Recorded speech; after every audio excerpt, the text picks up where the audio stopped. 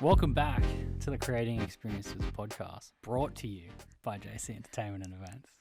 I'm James. And I'm Emma. And today... What's wrong? Rot. Oh, well, this is the last time I do the intro, isn't it? Are we right to continue? Are you done? I don't mock you on how you do the intro. No, and I know why we do it, because we stuffed it back in the day.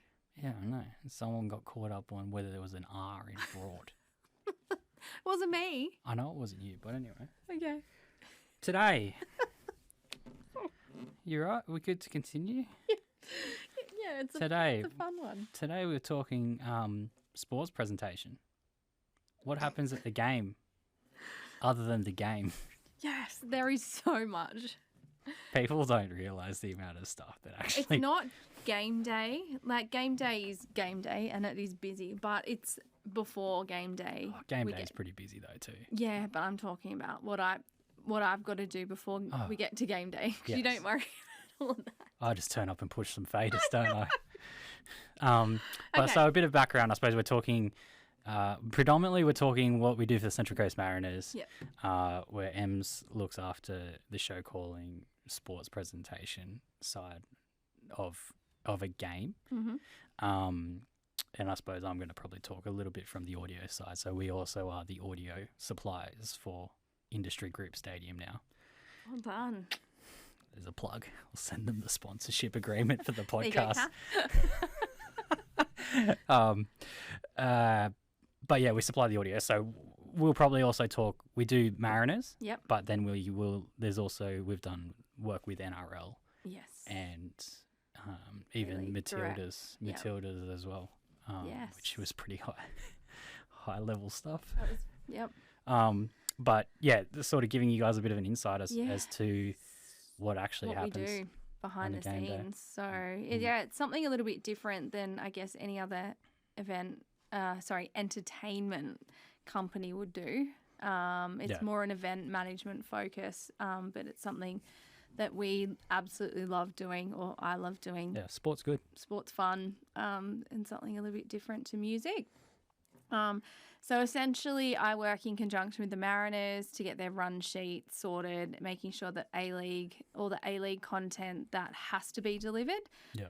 There's certain amount of content from them that needs to be, like, it's even to the timing. For those that don't yet realise is that sport only happens because of the sponsorship dollars.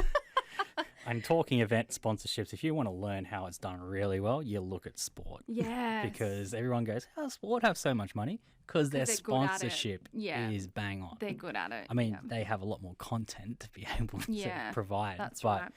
It's all made up of sponsorship. But it's so good. Not only A-League content, but club content as well. And then, as I said, all the football regulations.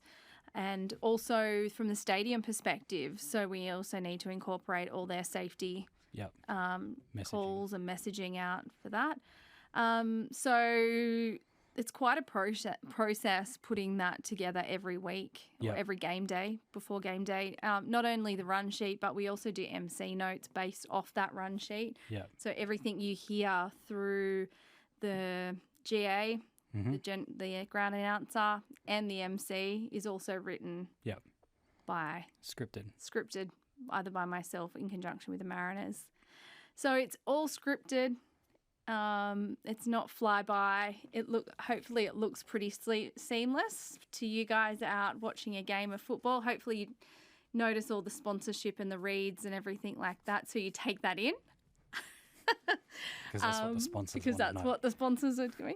And everything that happens on screen is a separate company, Kaidan, but we call those shots as well. So we literally, if you see us on game day, we are in a box right on the halfway line on the eastern side. And we look over. We've got the best seat in the house. It is a pretty good seat. In terms of like the team that you would have on an A-League game day, you've obviously got yourself show calling. Yep. From an audio side, we have an audio operator in in the box. That also acts as the DJ for A-League. We trigger audio tracks. And if there's anything more requirements, we'll have an audio assist down on field level. Next to us also love doing is Pete Pryor's ground announcer. Yeah. He sits next to me. And then behind us is obviously where Kylie from Kaidan. And then typically it's like Carly. Or Dan. So two of them for running screen content and switching. And scoreboard. And then you have Rob from Kaidan as well, down on the field with the roving camera. And the MC. And then you got your MC. Yeah. So that's typically an A-League. It's our tight little team. Yeah. If you were to talk. And then you've got, floor manager from, which is Nicole from Mariners. From Mariners. Yeah. So, and that's typically an A-League. If you look at something like NRL, yeah, it multiplies. It multiplies by. I've never seen so many people in that box. So before. Many people sitting in that box. But NRL on top of what we've just said, then typically there'll be 2 timekeepers in that box. And the way those might not know is the way the timekeeping actually works for NRL is they've got these 3 little mini computer systems. And so the timekeepers sit there and trigger when the clock starts and stops. Mm-hmm. They trigger a 6 again call. They trigger they don't trigger the siren because the siren's obviously off the timekeeping within this app. But these things all network together and spits out the audio feed for the siren, the 6 again bunker. So all that stuff's actually audio runs through the system, which you got to make sure you've got right. It's working, yeah. But so you have 2 timekeepers. They'll typically have a floor manager. They'll have a floor manager and MC. a show caller. And they an have MC. a DJ. They do have we a don't DJ. Have a DJ, which is great. But NRL is a very different beast. Very different beast to A-League. But it's funny, they kind of run similar, but there's just a lot more. There's a lot more content in NRL because if you look at Football Australia regulations, nothing can actually happen during a game. Like it's quiet. It's probably the reason why active support is the way active support is, because there's nothing else to do during a game. Whereas like in NRL, as soon as there's a break in play, they can play music. That's right. They can do sponsor reads. It's kind of the same if you look to basketball. Like basketball's just non-stop the whole time. Yeah. In a timeout, they're running a promo or something like that. So A-League is very much pre-game. Game happens. We've got a process for if a goal's scored. Yes. You want to go through that? Because that's always fun. I always get it wrong. I call it, but the guys just tend to do it. But it's down now to the time where the goal is scored. Pete says goal. Whoa, hang on. The goal's got to be awarded first. Oh, sorry. The goal, sometimes it happens out of sync, you know. That's right. We think it's been scored. No. Goal is scored. Goal is awarded. Pete, in conjunction with Kylie or the Vision, put up goal. Yep. Then we watch for the replay. The replay goes up on the screen. We do 1 replay now. Yep. Then we go back to Pete. He says the player's name. Scored by. Yeah. And then let's hear it for your Mariners. Countdown. For the cannon. Let's hear it for the cannon. And then we go, there's myself. I'm on radio to the cannon guy. Pete is saying 3, 2, 1 and are in time with the screen that says 3, 2, 1. So we do 3, 2, 1 and cannon goes. Yep. I'm tired just saying that. It's a bit of a process. but it just happens funny, now. it just happens now. That's why I had to think about it, because it's just everyone does their own thing. But you got to kind of work off broadcast, because we get a feed from broadcast and we have no control over what's on that feed.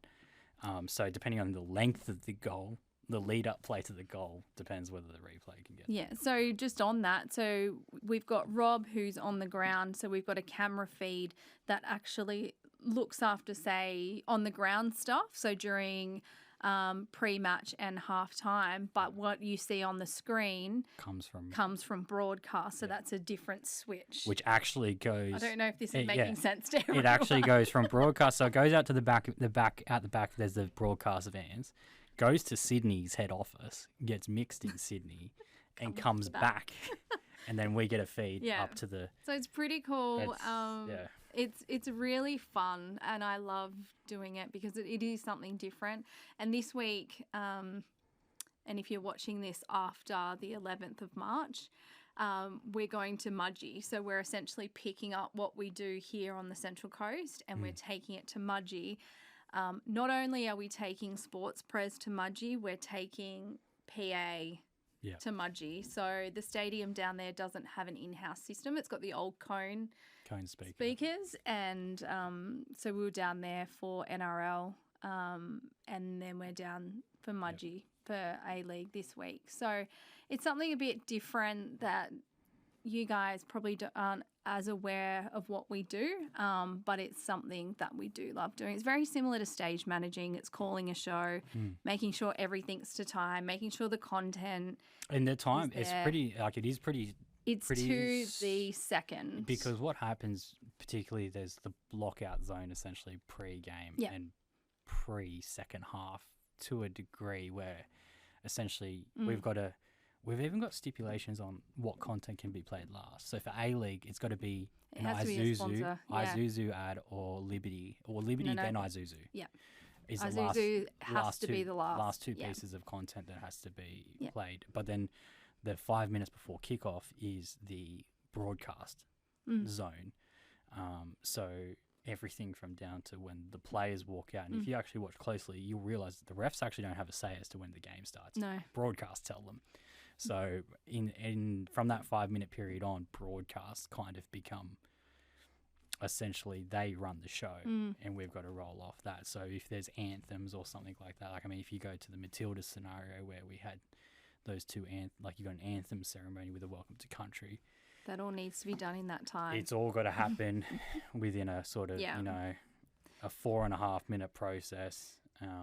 So on top of the fact that, you're checking microphones, you're checking in-ears, you're making sure that everything is going to work because for broadcast, that's my audio. Yeah, you're like, it's on you. My microphones that we send to them. So it's a bit like situations like that is I think that's why it's a challenge, something as well that we don't do all the time, especially like that's why I like doing audio assist because it's something different. And because you don't during the game, then there's no script. No, like, it could go either way, and then even post game we've got a couple of scenarios post game that happen. So we've got a playlist if the Mariners lose or draw, and we've got a playlist if they win. Mm-hmm. And then even post game, obviously, this thing like the family team photo, the family photo, yeah. That happens. So there's a few different scenarios that you've actually got to prepare for. Yeah, but it's fun. It's good. It is really fun. And sport, I guess, is something that we both do like. Yeah, it is fun too from the crowd engagement. Yeah, the crowd content. Any engagement because we would do giveaways, and so then there's some I think obviously when we did Matildas that was another step up, and they have let's be honest, it always comes down to budget too, but like Matildas they had two cameras on it and a floor manager, so their ability to run some crowd engagement is a lot easier, so to speak. Even the comms. We do, comms is good, but I mean, what we've got at the Mariners is awesome too. Like the giveaways that they've got from their sponsors, and I mean that's a really good way of getting out there. We've done some sponsorship and with Sydney Kings now and Mariners, and it's really cool when people see or hear your brand out there. So see us on the LED screen or see us on the big screen. But that's something to think about as a business. If you're a business owner and you love sport, if you can afford or if your business allows you to do some contra as well, is look at sport from a sponsorship perspective because it is fun and there's things like corporate boxes and taking your clients to that and getting your name and your brand out there. It's a really good way of doing it. Definitely is. What else have we got? I suppose we could probably talk from the audio side of things. What happens on a game day from the audio? You could. It's not as fun as sports press. Not as fun as sport press. No, it's still interesting though because there's just a lot of different things because again, there's a lot of different, even from like if it was as simple as just going and turning the switches on in that place, anyone could do it, but it's not. In the sense that we typically are there 2 to 3 hours before gates, depending on what's happening. If it's a standard game day, but typically when we get there, we've got to turn everything on. Wireless equipment, we've got to get that all on straight away because broadcasts come in. They've got their own wireless, and then it's sort of making sure frequencies aren't crossing over because there is a lot of wireless gear is used because broadcasts will be there. Then radio stations will come in. They typically come in an hour before kick-off and are asking for things last minute. And then you got the refs too. So there's actually a lot of radio RF things that could even down to like Jimmy's in-ear packs. That's and right. Stuff for like us communicating to Jimmy. Or whoever the MC is.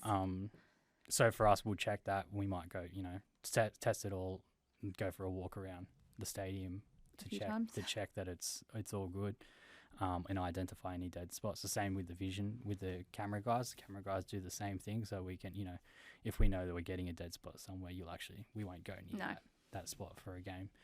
NRL, we've got to get the refs feed, which comes from upstairs. Now in a lot of these situations, we've already run cable. Mudgie's a bit different because we've got to take everything in for Mudgie, but we run all the cable. And then even talking with broadcast in terms of getting a feed to broadcast and getting a feed back from broadcast. Sometimes for NRL, we might take their broadcast feed for an interview post-game, or even just so we can listen to it and hear what's going on. And same deal, they'll take a feed from us if there's any awards, like presentations or the anthems are being sung or something like that. So it's quite a team effort, and there's quite a lot that goes. I think that was the first time we did it when we sort of picked up that we were kind of, didn't realize how much. Fake it till you make it. So, there was a lot going on. I remember the first NRL one I did, I was just like, whoa. I was nervous the first time on the ground. But yeah, it's crazy how much. I don't think the Central Coast really probably appreciate how lucky they are to have a national competition team. Yeah. In the Mariners. Definitely. Because it showcases the coast. I just feel like everyone just they're going really well at the moment. Get to a game. I just go and get to a game. It's right there. And the bigger the crowd, the atmosphere. It's so much fun. And that's what people have said to me. I've never been to it. And then I invite them to go along and they go, oh, I didn't realise even if it's been a couple of years since you've been. Yeah. Go. The tickets are cheap. It's a great family day out. Yeah. Even if you get a membership as well. But we're not getting paid for this either. I'm just saying. No, we're truly passionate about. It's good fun. Yeah. So, but okay. Yeah, the more content that they support at Central Coast Stadium, the more stuff you're gonna get. I know. Which is when you chat to Kath, they're already starting to get some the new venues live. It's a really cool thing. It's good. Yeah. Because some of the content you'll start to see come through. It'll be cool in the next few years what they'll bring really in. Good. Yeah. So all that's a bit of a behind the scenes, I suppose, of what happens at a. Flick us any questions if you've got any, or if you want to come and see what we do. Yeah. It's always cool to show you that kind of stuff as well. And any of our events as well, if you want to know anything more about what we do behind the scenes, maybe we could do a behind the scenes day. Little rap video. There you go, Ash. Follow us around. Put things in perspective. I think we're going to get some content of Mudgie. Are we? Yeah, I think so. Well, Ash isn't coming to Mudgie. We're going to strap the GoPros to the boys and so they'll walk around. I've got a spare. Watch us push all these dollies of audio. I've got a few spare seats in the car. If you're listening to this after the 11th, the game happened. It was really good. this will probably, yeah. It'll be out before then. It'll be out before then. Yeah. So you just refer straight to the content. Yeah. Which you'll be able to find on Spotify or YouTube. Head to our website. Keep up with our socials, Facebook and Instagram. Give us a follow. Give us a follow on Instagram, please. And if you need any entertainment event, sound and lighting, or sports press. Or sports press, hey, like, I love it. It's so great. It's a very niche market, though, to get into. It's such a niche market, and we're lucky. I was lucky enough to score a floor management job with Dragons last week at Mudgee, which was super fun. Yeah. But KA. KA. We love you, KA. Legend. And Glenn. Glenn, he's a cool dude. The voice of many stadiums. Alrighty, we're going to wrap it. All right, Catch guys. you next time. See you later.